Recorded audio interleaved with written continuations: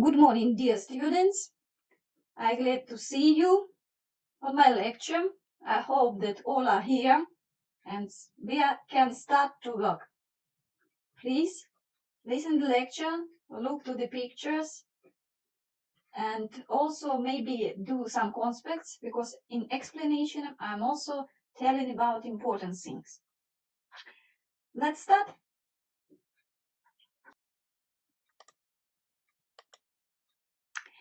There is an ancient Greek myth about Titanos Prometheus, a culture hero who was credited with creating people from the clay. He stole fire from the Olympic gods and gave it to the people as a gift for their development and progress. Zeus, the king of Olympic gods, was very angry and decided to punish him, and immortal Prometheus was bound to the rock, and each day an eagle was sent to feed on his liver, which would then grow back overnight to be eaten again and again next day. The ancient Greeks often thought that the liver is the seat of human emotions. Any case, even our ancient ancestors understood the importance of this organ for the life and its regenerative properties. In mythology, over the time, Prometheus was freed by Hercules. In reality, you will save the livers and lives of your patients with yourself. So, today's topic of our lecture is biochemistry of liver. Please, small notes. It is more convenient for me to give a lecture as a whole without interrupting for the breaks. So therefore, at any moment necessary for you, please rest and then make a pause and then continue to work. Also, you can ask me questions in the general chat of the floor. I will try to answer them. So let's start. Today we are talking about very specific, very interesting organ with the features of metabolism, with the many functions. So let's talk about liver. The liver is a cone-like shaped dark reddish brown organ that is located in the upper part of the hand-right abdominal cavity, under the diaphragm and near the stomach, hand of pancreas, kidney and intestine. To supply blood to the liver, there are two distinct sources.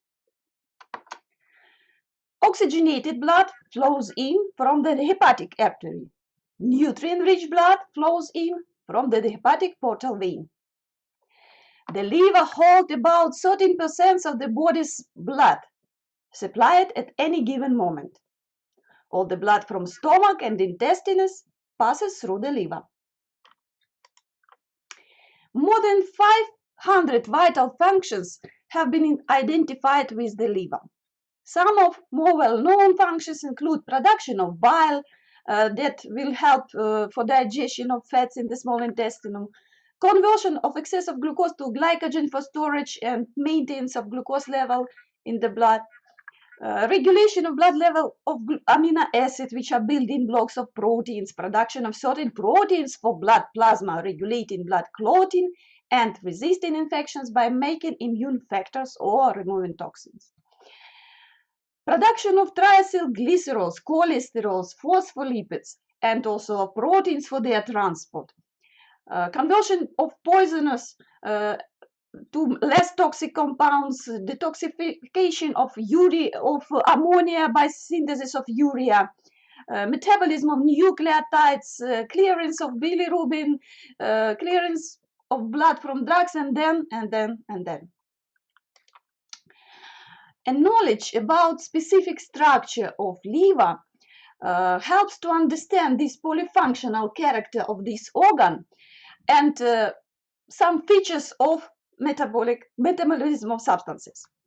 The functional part of liver tissues, parenchyma, is made up of around 80% of hepatocytes.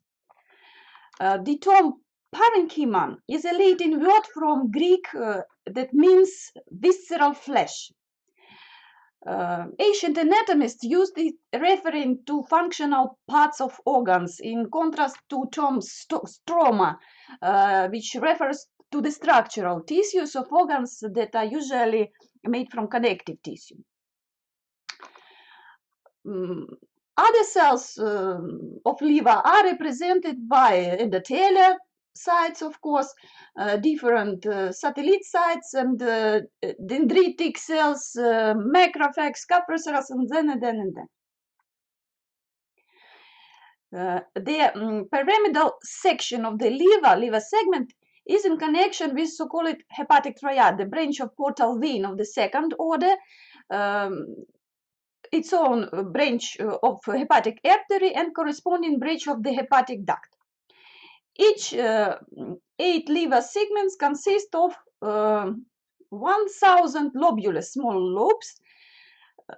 These lobules are connected with small ducts while canaliculi, and then they connect with the larger ducts to form the common hepatic duct.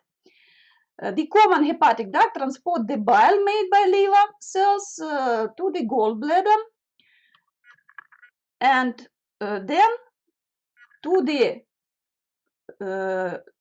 duodenum, first part of intestine, via the common bile duct.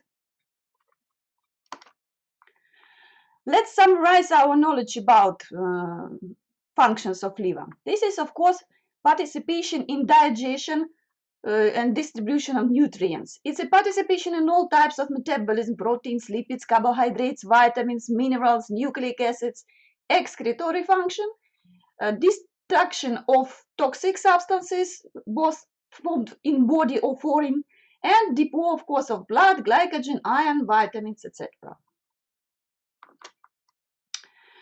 Look to the composition of bile. The greatest quantity is represented by bile acids, but of course, put attention that phospholipids are also presented with significant quantities. Minor components are cholesterol, bilirubin, proteins, and inorganic compounds. It's necessary to tell that when bile acids are secreted to the intestine, they can be reabsorbed and through the portal vein, through the portal system, return to the bile and be secreted again.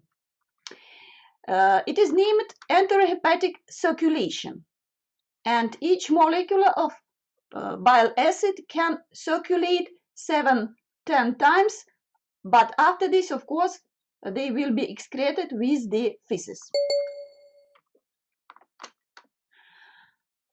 Bile acids are synthesized in liver from cholesterol, and our basic primary bile acid is cholic acid. After this, in liver, it can be conjugated with glycine and taurine. I remind you that taurine is also formed from amino acid cysteine to form glycocholic acid and taurocholic acids. After secretion, all of these acids, cholic can be converted to deoxycholic acid, conjugated to glycodeoxycholic acid and taurodeoxycholic acids under the action of microorganisms in our intestine. So let's summarize the role of bile acids secreted to the intestines. This is to emulsify fats, facilitating the action of lipase. It's to activate pancreatic lipase. It's to participate in the absorption of fatty acids, monoacids, glycerols, and cholesterol by forming with them hydrophilic complexes, micelles. Bile acids also activate the motility of small intestine, stimulate the production of mucus and gastrointestinal hormones such as cholecystokinin and secretin. They prevent the adhesion of bacteria or protein segregates due to interaction with biliary tract epithelial cells. The bile ducts of healthy people are sterile. Bile activates also kinasogen, turning it into enterokinase, which can activate trypsinogen, converting it to trypsin. So, That is, bile acids also necessary for the digestion of proteins. They help in this process. Let's discuss metabolism of carbohydrates in liver. Of course, this is glucose oxidation with energy production that in liver will be done by aerobic pathway, including three main stages: glycolysis, conversion of pyruvate to acetyl-CoA, and then citric acid cycle. I allow myself to remind you the general patterns of energy production in our body. At first, complex molecules, polymers, are coming to our gastrointestinal tract, where they will be digested to more smaller molecules, and these small substrates will be absorbed and transported by blood to all of the cells. Intracellular, they will be involved into the reactions of catabolism. Not all of them will be oxidative reaction, but we will put attention to them now. Part of reactions are oxidative, when we are taking electrons from the substrates, and it will lead to the formation of reduced coenzymes of dehydrogenases, NADH2, FADH2, which after this will be involved to the electron transport chain, to the final acceptor of the electrons, to oxygen, and then chemiosmotic potential will be formed, ATP will be synthesized. All of the process is named oxidative phosphorylation. There is only one other pathway how to obtain ATP in our body. These are reactions with macroergic substrates. It means with substrates that already contains macroergic bond. And if we have specific to these substrates transferase, with the help of this enzyme, we can obtain ATP directly near the substrate. Due to this, such a phosphorylation is named substrative phosphorylation or substrate level phosphorylation. So we can obtain ATP by oxidative phosphorylation or substrative phosphorylation. In aerobic oxidation of glucose, we can separate three stages. This is aerobic glycolysis, where one glucose is converted to 2 pyruvic acids with production of 6 or 8 ATPs. 6 or 8, it depends from the type of shuttle mechanisms, because reduced coenzyme NADH2 is formed in cytosol during the glycolysis.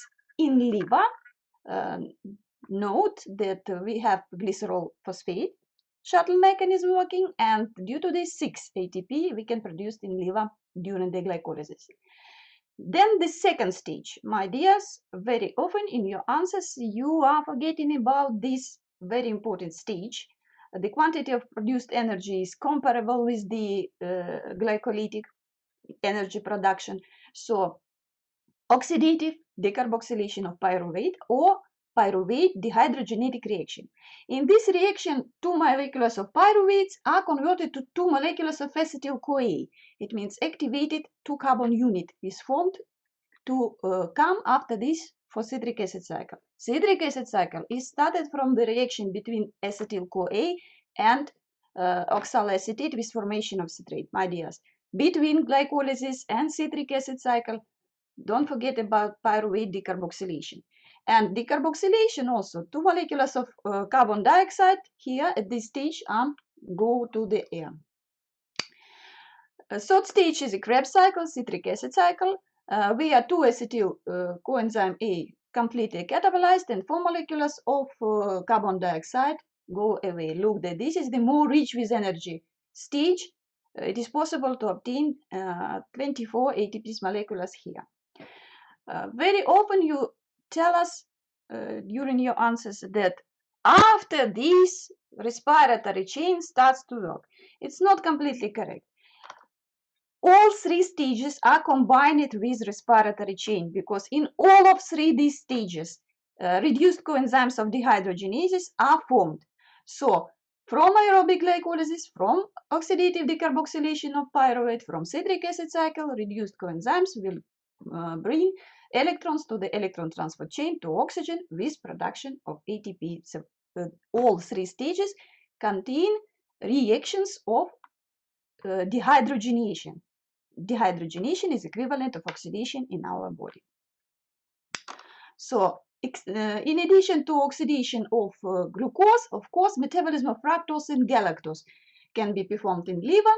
And you remember that enzyme apathias of these pathways can cause diseases like galactosemia, fructose intolerance, and then gluconeogenesis, the synthesis of glucose from non-carbohydrate products, also very active, is performed by liver.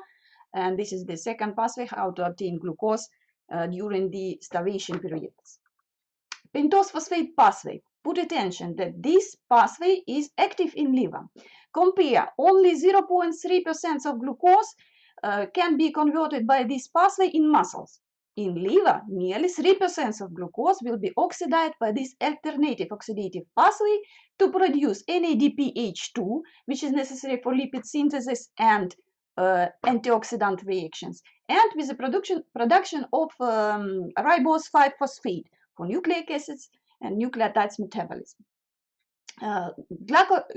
Synthesis and degradation of glycogen, of course, the important processes that are performed in liver, and integration between gluconeogenesis and glycogenolysis in liver is named Cori cycle. All of this process allow liver to do its main function in carbohydrate metabolism. Remember this, that the main function is to maintain the stable glucose concentration in the blood.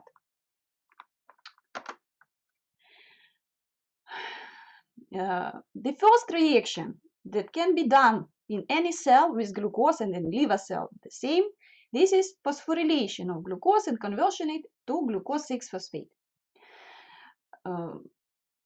Do you remember? In liver, for this reaction, we have isozyme of hexokinase enzyme, which is named glucokinase, and it differs from the hexokinase by the several properties. You can see on the graph differences in the work of glucokinase and hexokinase. The main differences includes difference in Michaelis constant. Put attention that Michaelis constant of glucokinase is near 10 millimole per liter. I remind you that Michaelis constant is equal to the substrate concentration at which velocity reached half of maximum. So glucokinase will be active only at periods where concentration of glucose in portal vein will be higher than at norm. At norm, you know, it is near the highest value is near 5.5 millimoles per liter. The Michaelis constant of hexokinase is significantly low. It's nearly 0.1 millimole per liter, and this constant of Michaelis of hexokinase allows for peripheral cells to take glucose even during the starvation between meals and then.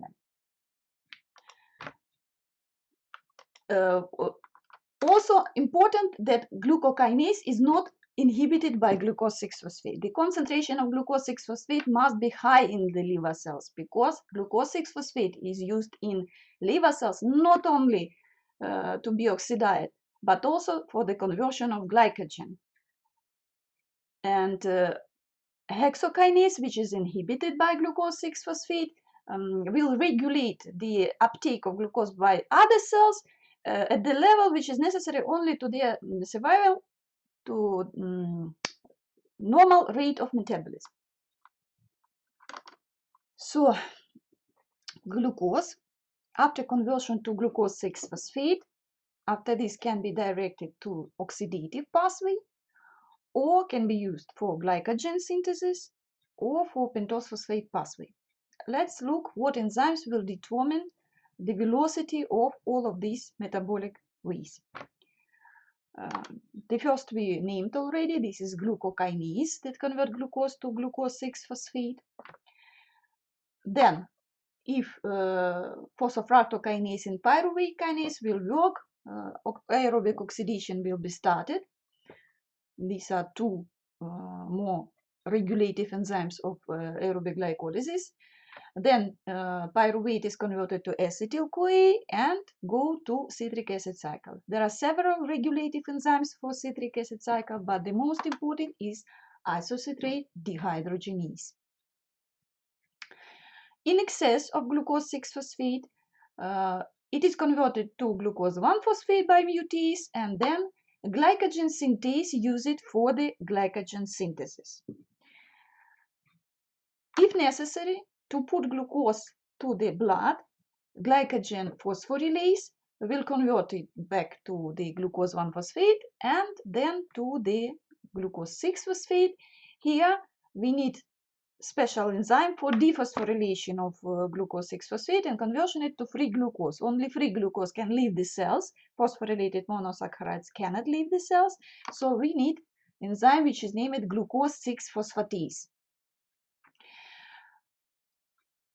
Another pathway to obtain glucose, this is process of gluconeogenesis. From non-carbohydrate products that can be converted to pyruvate and then to oxaloacetate, because we cannot obtain phosphoenolpyruvate from pyruvate directly. The last reaction of glycolysis is irreversible. Non-carbohydrated products like lactic acid, like glucogenic amino acids and glycerol can be converted to pyruvate, then to oxaloacetate with the participation of pyruvate carboxylase. Elongation of pyruvate and synthesis of oxaloacetate is catalyzed by this enzyme. And finally, with the help of glucose 6-phosphate dehydrogenase, glucose 6-phosphate can be converted to 6-phosphogluconate, 6-phosphogluconic acid, and go to pentose phosphate pathway that, in addition to ribose 5-phosphate, can produce big quantity of reduced NADP, NADPH2, for lipid synthesis in liver and for participation in antioxidant reactions to protect the lipids of membranes. Look to the enzymes involved into the synthesis of glycogen in the liver. In addition to named glucokinase, we need in mutase to convert glucose 6-phosphate to 1-phosphate and glucose 1-phosphate uridyl transferase that will activate our glucose before incorporation of this residue to the glycogen and elongation of glycogen. The most important enzyme is, of course, glycogen synthase, but also we need in branching enzymes that will transfer small parts of the linear part to form 1,6 alpha glycosidic bond between the branches of glycogen. You know that glycogen is a branching homopolysaccharide. Degradation of glycogen is controlled by phosphorylase. Phosphorylase is named phosphorylase because cut glucose in a view of phosphate with participation of phosphoric acid.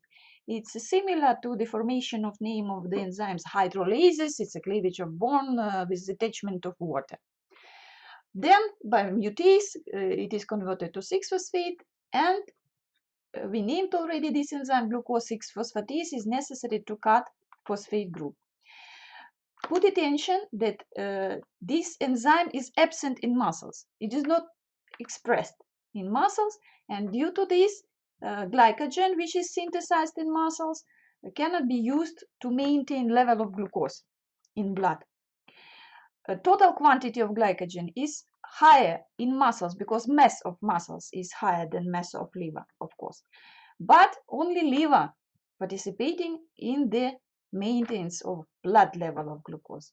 Muscles are using glycogen or only for themselves to obtain energy during the contraction. In deficiency of these enzymes in liver, who remember the special glycogenosis can be developed, and the name of this disease is von Gierke disease, the deficiency of glucose 6-phosphatase. The symptoms will be long periods of hypoglycemia without uptake of food, and of course this is an hereditary disease, and symptoms are started from the burning. It's a slow growth, slow development, mental retardation, and sometimes even death. relationships between glycogenolysis in muscles during their contractions and gluconeogenesis in liver is named Cori cycle, named after authors who described it and obtained Nobel Prize for the works about glycogen and enzymes. Glycogen in muscles can be used as a source of energy, and during the anaerobic glycolysis, the great quantity of lactate can be produced. The fate of this lactate is to be used for gluconeogenesis, but the most high potential for gluconeogenesis, of course, is in liver. So lactate is produced by blood to the liver, where it is used for the synthesis of glucose in the process of which is named gluconeogenesis.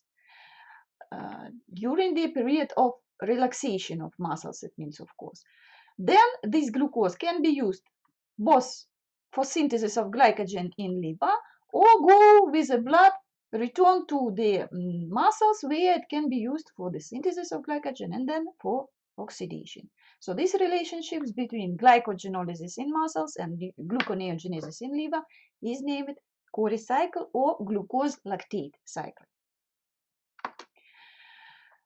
The most important function of liver, we told this, is to maintain the stable glucose level in blood, and we need to mention that the most important two hormones that regulate this process, these are insulin and glucagon, two pancreatic hormones. Look and put attention once more that glucagon will stimulate glucose synthesis and export to the blood.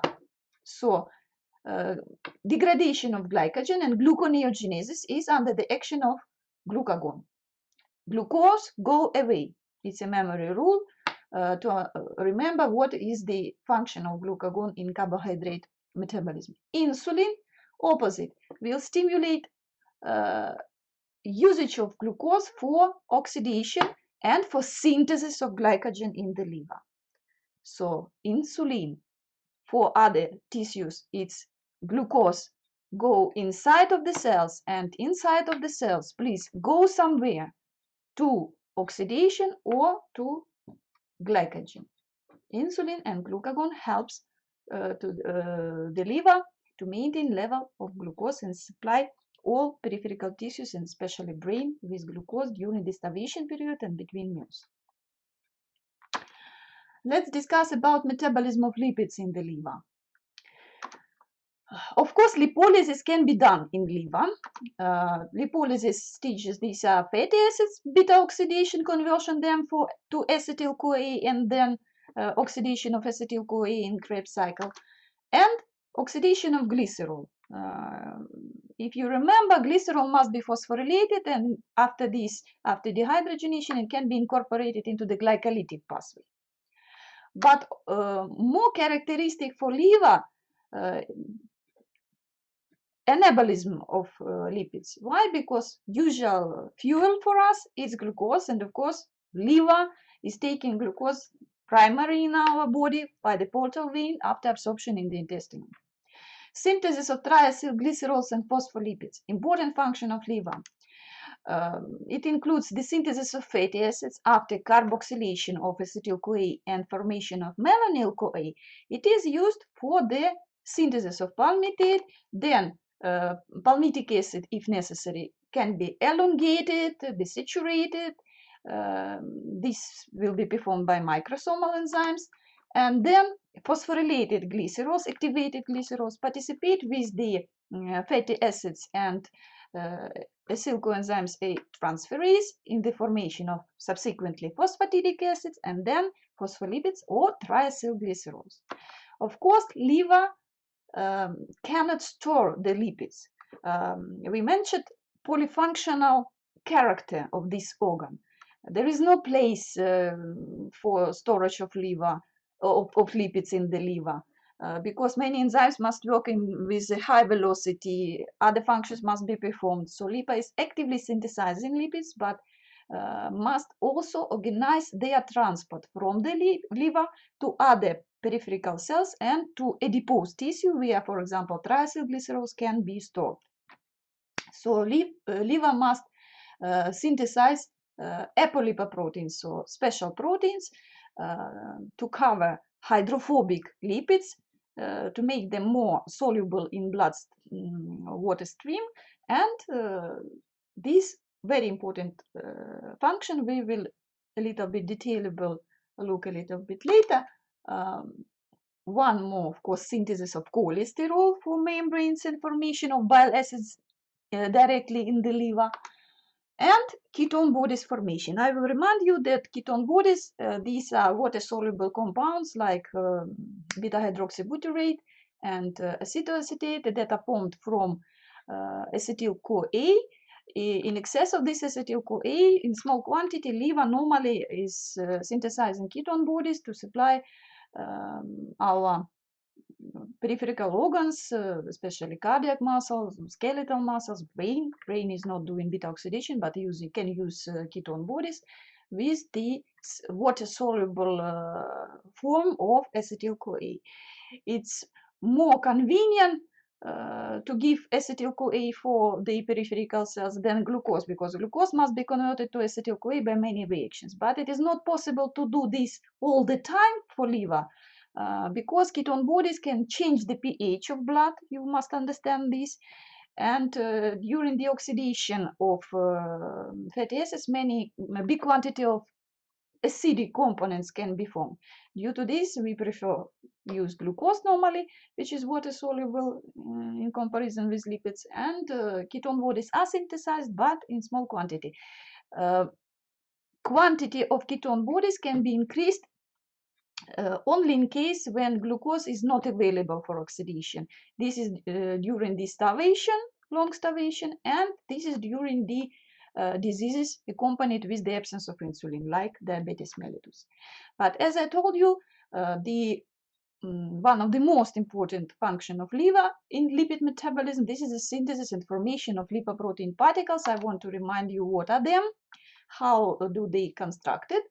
In all lipoprotein particles in general, we have hydrophobic nucleus that is usually formed by triacylglycerols, absolutely hydrophobic lipids, and free cholesterol. Free cholesterol cholesterol esters. Free cholesterol can participate in the formation of hydrophilic cover of the lipoproteins. Here we can see phospholipids, which are amphiphilic, and due to this can form special cover for the hydrophobic nucleus. And of course, proteins. Proteins are water soluble, and due to this, they will help for all the particles to be more soluble in the blood. And you remember that we are dividing all lipoproteins in different groups, independence from the quantity of proteins that are present in them and composition of lipids. The first, the highest type of lipoproteins, I remind you, is formed in intestinum. These are chylomicrons that are formed by intestinal cells, and they contain biggest quantity of triacylglycerols that are resynthesized in enterocytes after the absorption of lipids from the gastrointestinal tract. Remnant chylomicrons after transportation of these triacylglycerols to peripheral tissues will be taken by liver, and all other types of lipoproteins are formed in liver. Liver is changing the composition of lipoproteins, and they obtain more and more proteins, and composition of lipids is changed. You see that the quantity of phospholipids is increased, quantity of cholesterol is increased, and finally the quantity of protein is significantly increased in the high density lipoproteins. They are not heterogenic, as you know, and very low density and low density lipoproteins are heterogenic. So function of liver to synthesize apoproteins and to create correct balance between the components, lipid components of lipoproteins. This is a principal question in the formation of such a disease like atherosclerosis and different types of hyperlipidemia. Okay, summarize the participation of liver in the protein metabolism. This, of course, protein decomposition and interconversion of amino acids by different reactions that can be done in liver, especially these are reactions of transdeamination. It's a problem that direct deamination we can do only for glutamic acid because other oxidases of L-amino acids, usually FMN and FAD containing, are not working actively. Their optimum of pH is near 10 and they are working very bad. So what to do?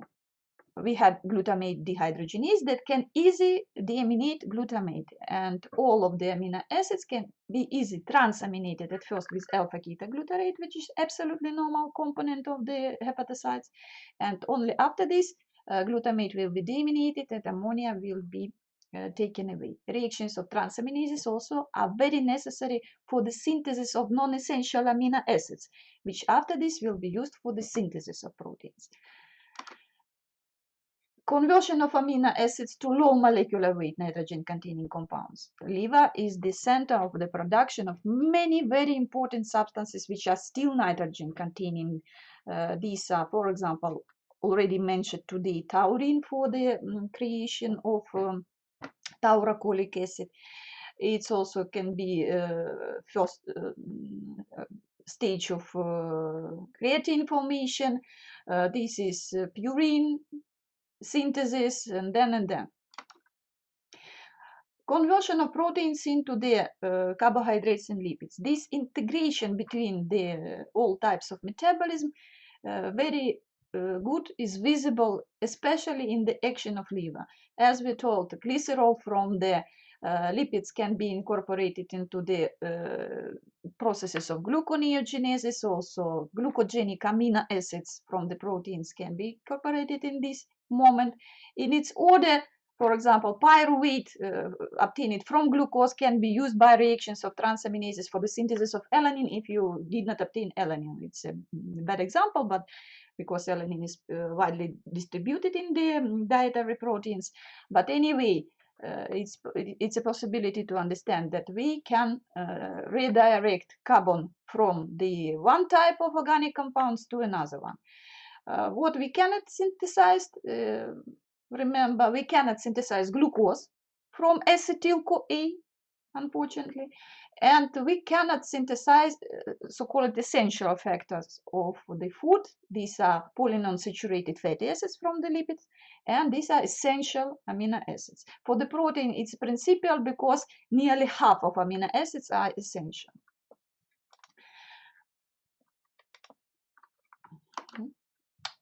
Protein synthesis, of course. With the high velocity, proteins are synthesized in liver because these are blood plasma, of course, these are enzymes of liver's own enzymes, and of course, these are blood plasma proteins, albumin, globulins. Between globulins, it is necessary to mention blood clotting proteins. Diseases of liver very often are accompanied by the disorder of blood coagulation. And detoxification of ammonia, urea synthesis. This process absolutely unique for the liver, and uremia can be caused by the hyperproduction of urea, of course, in rare cases, but more often is created by the kidney disease and absence of possibility to filtrate urea to the urine. Ammoniemia, this is the absolute sign of liver disease, because if ammonia is not detoxified, it's a sign of problem with the factory where it is normally synthesized. So look to this unique for liver process, urea synthesis, which is partly will be done in mitochondria, partly in cytosol of liver sites, liver cells. Ammonia, so-called waste nitrogen, by the special enzyme activity of which is most important for the velocity of all the process, and is regulated by the protein-rich diet, convert ammonia and free ammonia and carbon dioxide to the substance which is named carbamoyl phosphate. Then the special enzymes converted it subsequently from ornithine to citrulline. Then for the arginine succinate, looked at second molecule, second atom of nitrogen can be brought by aspartate, and fumarate that is formed after this can go to the citric acid cycle, you remember. Then arginine is formed, and the special only for the liver tissue enzyme arginase will convert arginine back to ornithine, which can go to the cycle back, and urea. Urea is transported by blood to the kidney, where it is filtrated in urine. The most important source of free ammonia in the liver, this is, as we told already, transdeamination of amino acids. I remind you, these are subsequent reactions of all amino acids with alpha-ketoglutarate, with the formation of glutamic acid and corresponding to the amino acids ketone acids. Ketone acids, so carbon skeletons without nitrogen, after this can be used for the catabolism, for example, can be incorporated into the oxidative processes, or sometimes are used for the synthesis of important substances. Then formatted glutamic acid is converted to alpha-ketoglutarate back by the enzyme glucose 6 glutamate dehydrogenase.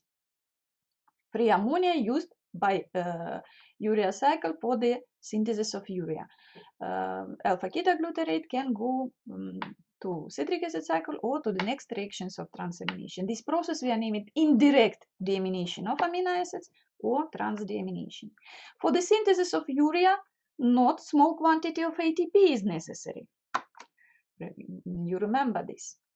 And what is the most important source of ATP in our body? Yes, this is the Krebs cycle or citric acid cycle, which is also described by Krebs, same like urea cycle a little bit earlier. So all these two cycles are strongly related one to another, strongly bound one to another, and determine the velocity and effectiveness of our metabolism acting. Due to this, very often you can meet the characteristic of these processes like like a mentioning of bicycle of Krebs. You can see that there is a connection between these two cycles. This is energy, this is aspartate that can be formed from the oxaloacetate, and this is also fumarate that can go back from the ornithine cycle to the citric acid cycle. As quickly as we are moving with this Krebs bicycle, as quickly we are leaving. One more cycle that is necessary to mention in characteristic of protein metabolism in liver. This is glucose-alanine cycle. Relationships between the processes of anaerobic glycolysis, glycolysis generally, transamination, and urea synthesis. In muscles, after formation of pyruvate, the produced ammonia can be incorporated into the alanine structure by reaction of transamination, for example, or usage of amino acids from the muscles. Alanine is a small amino acids, very good water soluble, that can come after this with blood, same like lactate, to the liver, where reactions of transaminations are very active, and be converted back to the pyruvate with release of ammonia. Release of ammonia in liver is not dangerous because here we have processes of urea synthesis. Pyruvate after this can be used for the glucose synthesis, and glucose, same like in Cori cycle, after this can return to the muscles. So this is so-called additional way how to transport ammonia from the peripheral tissues. It is characteristic for muscles and a little bit for enterocytes, cells of intestine. They also sometimes produce small quantity of alanine to transport its ammonia to the liver for detoxification. For other tissues, for example, for brain tissues, is more characteristic formation of glutamine and in less quantity asparagine, amides of glutamate and aspartate to transport this ammonia from the brain also to the liver for detoxification, or directly like glutamine to the kidney by the action of glutaminase. This ammonia will be revealed and excreted to the urine. Big function of liver, this is detoxification. Detoxification that can be done not only for the foreign compounds, pollutants, cancerogenic and toxic compounds, but also metabolism of a big quantity of our own compounds is related with the action of microsomal enzymes. I will remind you that there are no such organelles in the cells which will be named microsomes. Microsomes, these are particles that it is possible to obtain after degradation of endoplasmatic reticulum of the hepatocytes. If you will take hepatocytes and destroy them and centrifugate, you can obtain microsomal fraction via pieces of membranes of endoplasmatic reticulum together with enzymes which were attached for them, formed such a vesiculae that were named microsomes. Enzymes that are present on these membranes involved into the process of metabolism of our own compounds and also exchanges of toxic compounds and compounds that is difficultly to excrete from our body due to their hydrophobicity. We told with you what substance is more toxic, hydrophobic or hydrophilic. Our excretion we are doing usually with sweat, with urine, so with fluids. So as more substance is hydrophilic, as quickly we can excrete it from the body and stop its toxic action to our body. We are dividing the process of detoxification in liver to two phases. In the phase 1, preparative hydrolysis, of course, can be done, and then small reactions of modifications, including hydroxylation, amination, attachment of tier group or carboxylic group can be done. But more often, these are a reaction of hydroxylation. It's understandable that appearance of electronegative oxygen will change the property of the substance. As a result of first phase of detoxification, usually hydrophilic properties of the substance must be a little bit increased.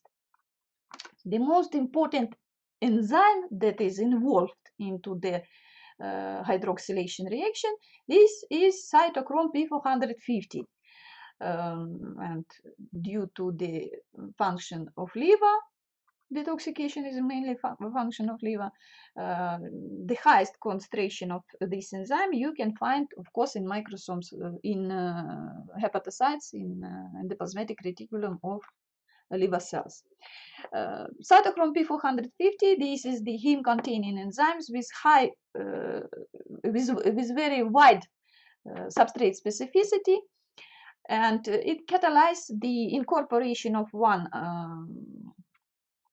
atom of oxygen into the substrate. So according to the mechanism of action, this enzyme is monooxygenase. Of course, the second atom of oxygen must be neutralized. It will be converted to water, and due to this monooxygenase system, all the time are working with dehydrogenases. Don't forget about this. The second atom is usually converted to water. Here on this slide, you can see the examples of reactions that are catalyzed by the cytochrome with the participation of cytochrome P450, and it's not only drug conversion to the substances that can be after this easily excreted from the body. This is also reactions of modification of our own products. These can be fatty acids, these are steroid hormones modifications that can be also with high velocity done in the cortex of suprarenal glands, of course. And not only hydroxylation reactions are, not only cytochrome P450 is used for reactions of hydroxylation, you know, also very well known for your reactions, is a conversion of phenylalanine to tyrosine. Differences on the presence of one OH group. These are also example of reactions that are performed by microsomal enzymes of liver.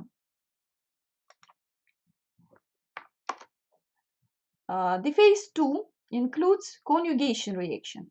It means attachment to the compound, especially for the excretion, something which is very hydrophilic and increase hydrophility of the substance significantly.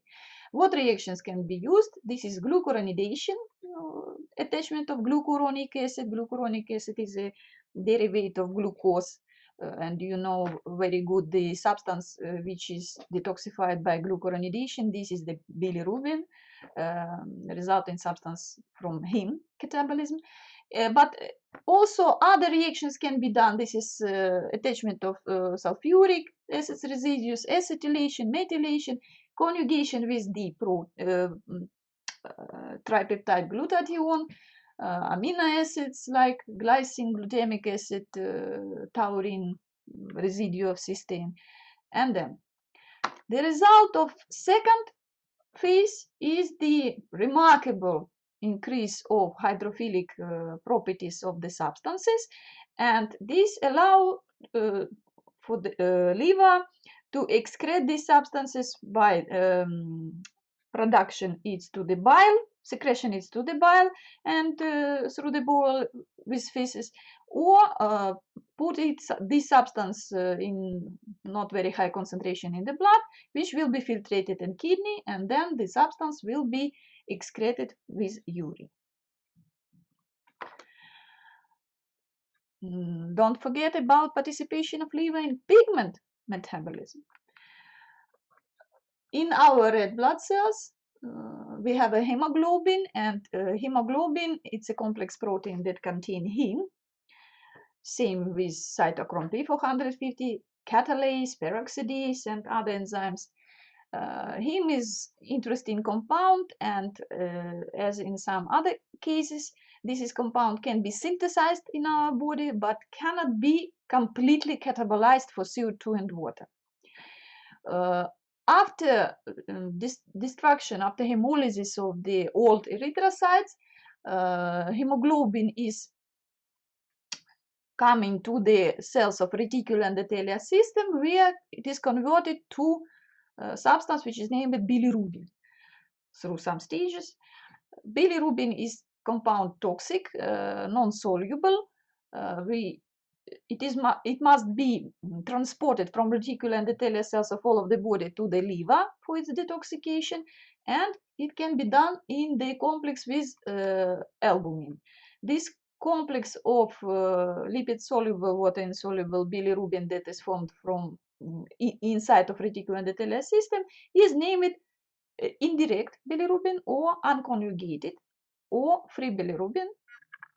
It is not free from albumin, but it is free from glucuronic acid still. It is indirect because we cannot do the direct reaction to find and to estimate its quantity. At first, we need to precipitate proteins. So due to this indirect reaction, this bilirubin is named indirect. Unconjugated bilirubin with the help of albumin is transported to liver, where it is converted to diglucuronide. With the help of the special enzyme glucuronyl transferase, you know this already. And this bilirubin, due to the specific structure of liver, I show you this and remind you this about triads and about the special structure of liver, partly can also come to the blood. Due to this, we have both fractions of bilirubin, indirect and direct, in our blood normally. The quantity of these fractions of bilirubin and their balance can be changed in case of jaundices, yes, in case of excessive hemolysis or inflammation of parenchyma cells of liver, or obstruction of bile ducts. Three types of jaundices we discussed already during the classes. Then bilirubin is excreted together with the bile to the intestinum, where it is converted to some colorless pigments. Colorless pigments is interesting, but you must know and remember that urobilinogen or mesobilinogen, which is formed in the middle parts of intestine, it is really colorless, so the name pigment is very strange for it. It's a problem of nomenclature. I told you about enterohepatic circulation, so the part of urobilinogen already converted bilirubin to it can be reabsorbed in the intestine and returned to the liver. Normally working liver is not allowed to urobilinogen go to the general circulation. It must be cut to monoendoperols by very good working liver. So on this part of urobilinogen can be transported by intestinum till the rectum and then converted to stercobilinogen, and stercobilin, it's a normal pigment of our feces, it is brown, and normal color of feces is brown. But in the lowest part of rectum there is a so-called portal-caval anastomosis. It's anastomosis between portal system and system of vena cava inferior, and part of stercobilinogen can be absorbed at this moment and go to the general circulation.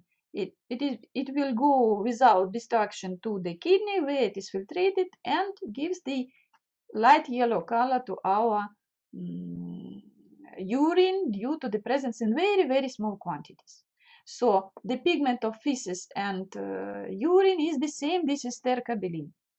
Urobilinogen, real urobilinogen, mesobilinogen, from the middle part of intestine can go to the urine only in pathological states where liver is not normally working. It is characteristic mainly for the situation with parenchymatous jaundice with hepatitis, more often viral or sometimes caused by chemicals. Very short about vitamin metabolism in liver. We need to mention that, for example, active form of vitamin D must be formed in liver. These are also reactions of hydroxylation. We talked about this type of this reaction in liver. The precursor of vitamin D is coming to the body or synthesized in our skin under the action of ultraviolet light. But after this, first time in kidney and then in liver, or at positions of 21, 1 and 24, they must be hydroxylated to be calcitriol. It means 3 hydroxylic group must be formed in them to be activated and to be converted to active vitamin D. So liver is participated. Also, formation of vitamin A from the precursors, from the carotenoids, also can be done in liver. Depot of B12 and a little bit folic acid can be formed in liver because cyanocobalamin, this is water-soluble vitamin from the water-soluble vitamins group, but it is really very not very good water-soluble compounds. We have special transporter proteins for them, and also liver can serve as a depot of this vitamin. Due to this development of deficiency of B12 usually is not immediately after formation of the conditions for this. For example, in case of gastrectomy, surgical operation where all the stomach will be taken away and intrinsic factor of Castle will not be produced, dietary B12 cannot be absorbed. But after gastrectomy, pernicious anemia can develop after 1 or 2 years because in our liver we have a depot of B12. Other vitamins can be also stored, like fat-soluble vitamin E. And what is important, put attention that active forms of for the active coenzyme forms for the vitamins from the group B also require different changes. For example, for B1, thymine must be converted to TDP, so it must be phosphorylated, and these reactions are also performed in liver. I hope that you understood that according to all of this function, liver is possible to name our metabolic heart. It's my opinion. You should agree with me, I think. And thank you for your attention. Continue to study and stay safe. Goodbye.